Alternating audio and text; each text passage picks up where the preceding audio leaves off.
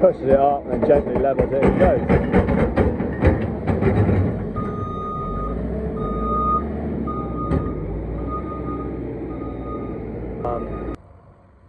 Little drill, only a small area of fodder beets growing on the island.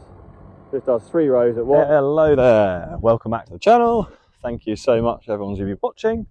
Hope you all enjoyed the last video we put up on Wednesday of the last bit of the silage, the foraging. If you are liking them, please don't forget, tap the like button, click on subscribe, and also if you click the little bell, you'll be notified of all our videos we put up every Wednesday and Sunday evening. So today's video, I'll just go through a bit what we're getting up to on the farm. This is probably some of our busiest, well it is one of the busiest next few months are just crazy to be honest. There's loads going on. We are just about finished planting our potatoes, which is very good. Then we're also, see behind me, we're planting courgettes. So we're going to show you a bit about the planting of courgettes, how you raise the plants. Pavel's also been busy working the potatoes, so you might show some of that. We've been drilling fodder beet, and then we might show you a few clips of us just finishing off once the grass has been harvested in the field with a forager. We then take it back to the farm, tip it up, and it gets rolled in. So you might show you a few clips of that as well. So yeah, hope you enjoy the video, and we'll show you all what we've been getting up to. So we are planting our courgettes. This is where they start their lives. Well, they don't start their lives here. They've been germinated first in the glass house, and then gradually they've got bigger and bigger. They're sown in these modules.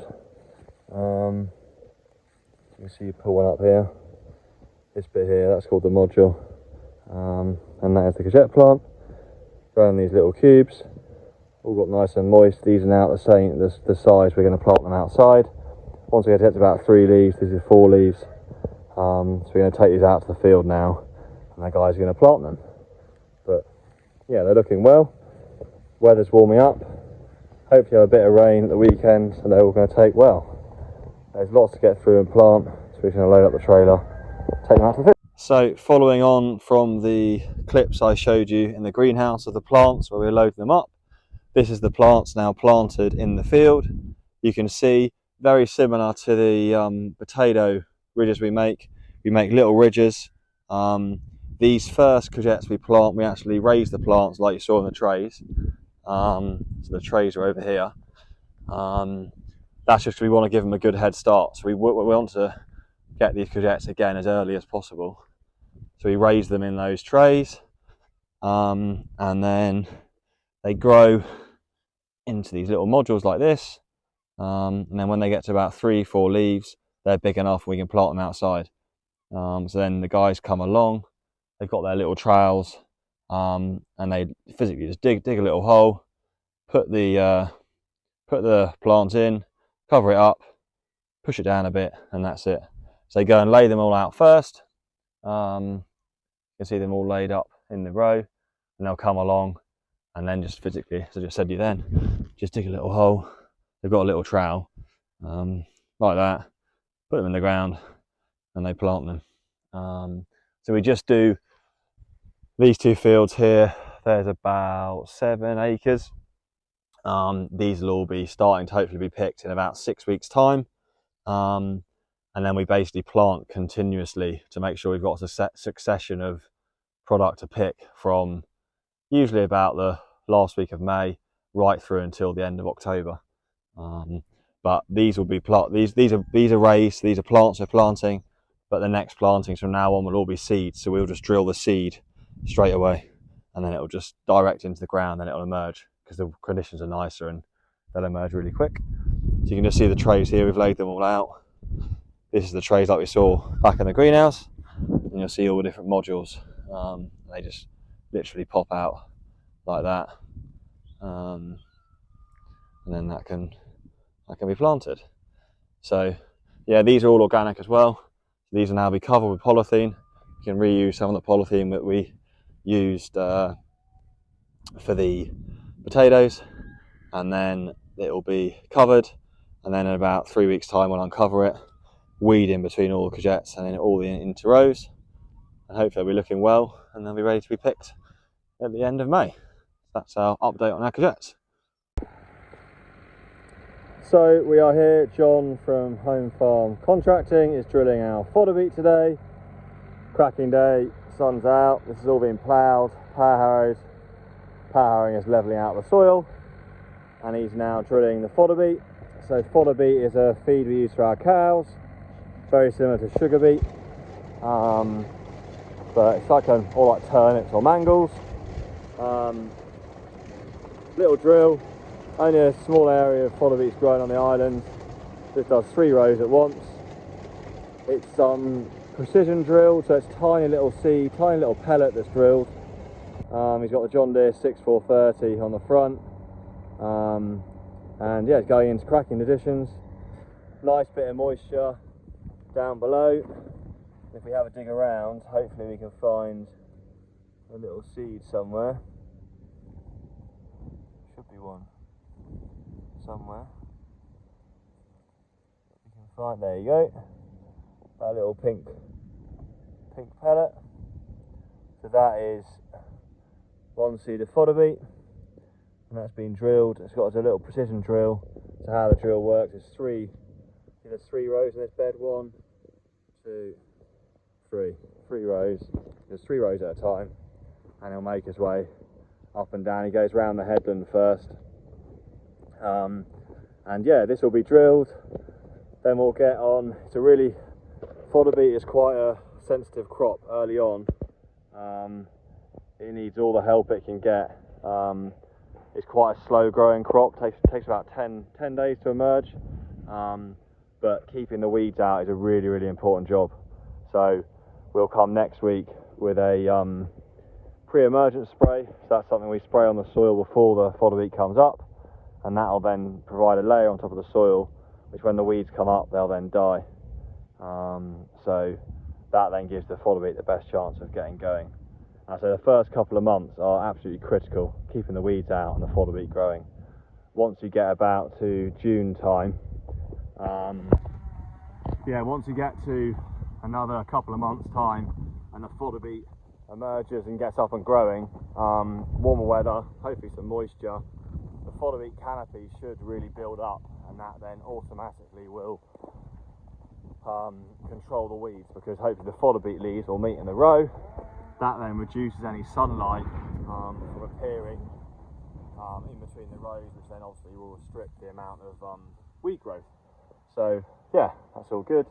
Fodder beet going in, lovely conditions, which is good, much better than last year, and hopefully get a bit of rain at the weekend to get it all germinating. So one thing ticked off for the spring list.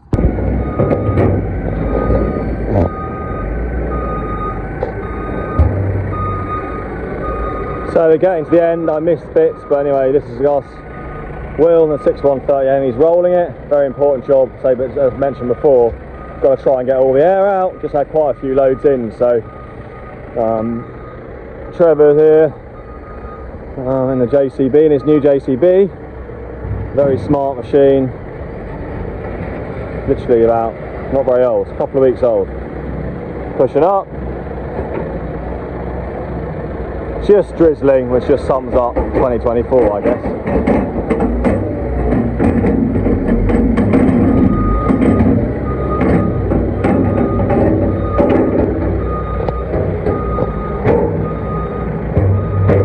This is what this does. The trailer is you've just seen the trailer tip it up. Then he comes with a JCB in a bucket, bucket or fork. He's got a bucket on today, and he pushes it up. And basically pushes it into this big heap. Pushes it up and gently levels it and goes.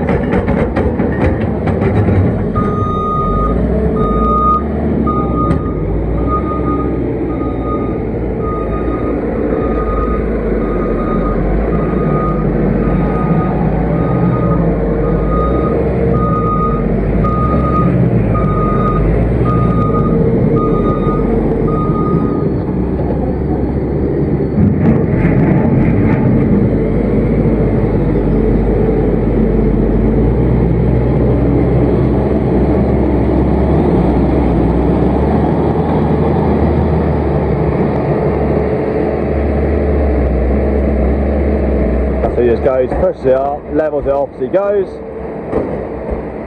So I did a clip before, you can see it's filled up quite nicely.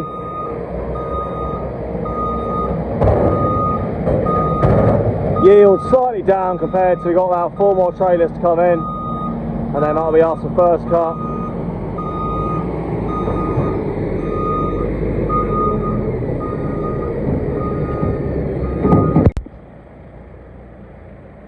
So Fernando and Will are now here rolling the clamp, just about done. You can see this is one of those important parts of the job. Got to really make sure that it's squished down to absolute nothing. You want to make sure there's no air in this pit.